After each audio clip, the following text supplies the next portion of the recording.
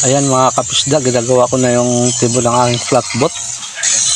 Yung ginamit ko na timon na yung timon ng luma kong bangka na naputol.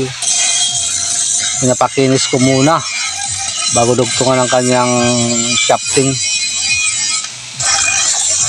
Ngayon lang kasi ako nakatulong mga kapisda dahil palagi akong busy sa fish cage. Sila na lang ang nagtapos dito mga kapisda. Kaya ako yung gumawa ng timon dahil hindi nila kayang i-welding yung timon. Wala kasing nag-video mga kapisda ng ginagawa nila itong flatboat. Kahit sa pagpintura, hindi na videohan. Ngayon ko lang kasi na-videohan ito nang ako'y bumaba. Malapit nang matapos. Ayan mga kapisda, nakakabit na yung dalawang makina. Nakasipat na yung dalawang makina. Isang luma at isang bago. Tingnan namin kung sinong malakas dito sa dalawang makina. Yung Bridge and Stratton at Yamaha. Ito US, ito China. Bagong-bago yung China. Yung US, pinakalawang-kalawang na. Ayan yung ginawa kong timon, ikakabit na lang. Timon na lang at saka yung manibela ay ikakabit.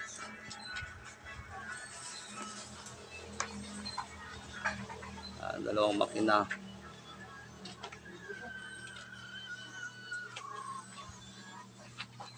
Ang kanyang kamarote ay hindi pa tapos pinturahan mga kapisda. O ayan yung loob ng aking flatboat.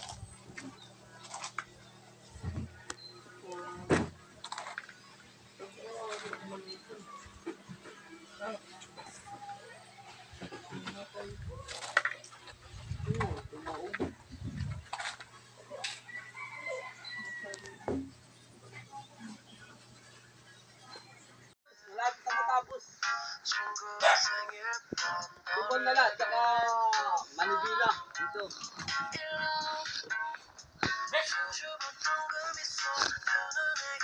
Abangan nyo na lang mga kapisda kung patakbuhin ko na itong flatboat ko. Para makita nyo kung mabilis nga tumakbo itong flatboat na ginawa ko.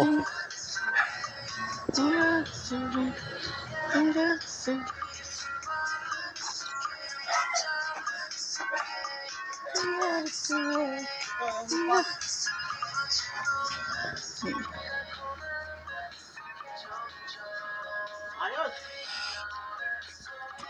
Ayos ba dad? Wala ka matapos? Ayos!